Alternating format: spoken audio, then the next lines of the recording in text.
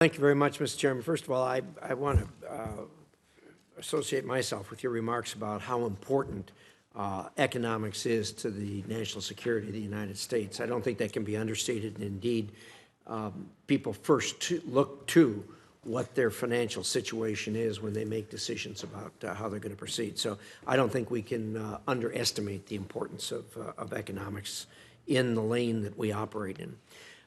With an aggressive Russia and China seeking to rewrite the rules and norms of the international system, our world is rapidly changing. Both seek to use economic coercion to pressure our friends and allies into concessions. U.S. policy must account for this rise of coercive economic practices and maintain our competitiveness in order to achieve what's best for our national interests. For years, Russia weaponized energy exports to an energy-dependent and energy-hungry Europe. In the lead-up to Russia's war against Ukraine, the Biden administration enabled this dependence by waiving bipartisan congressional sanctions against Nord Stream 2. Despite the war and Russia's throttling of gas supplies in Europe, the U.S. and our allies still attempt to maintain a consistent and strong approach to help the Europeans wean themselves off Russian gas.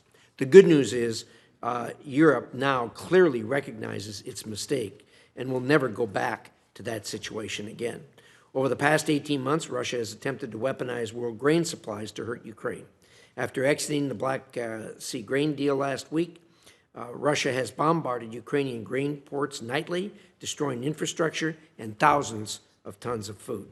According to the Financial Times, Russia plans to offer cheap food and fertilizer to grain-consuming countries at this week's Russia-Africa summit in an attempt to gain support. Using a similar strategy but different tactics, and admittedly less ham-handed, China has leveraged its massive economy, global trade, and financial ties to achieve its political goals. We are all aware of instances of Chinese economic coercion against Taiwan, Vietnam, Canada, Australia, Lithuania, and many other countries through tactics like predatory lending or threatening market access. And now China is directing its coercion at the United States. In May, the Chinese Communist Party ordered Chinese operators of critical information infrastructure to stop using Micron products because of unfounded security risks. Make no mistake, this is retaliation for U.S. policies designed to keep advanced technology out of the hands of China's military. Taiwan has long been a testbed for Beijing's coercive tactics. Xi Jinping is, of course, willing to use brute force to take Taiwan, but he would rather accomplish that through a combination of economic and political coercion. In addition to supporting Taiwan on defense, we must also work to address key economic vulnerabilities China would exploit in a future conflict. Understanding how China and Russia use economic coercion is critical to developing appropriate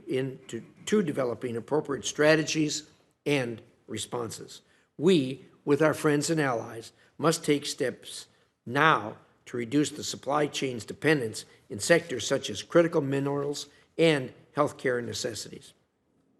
We need to grow our resilience by creating new trade and investment opportunities in friendlier countries so we can diversify and hedge against a sudden closing of Chinese markets.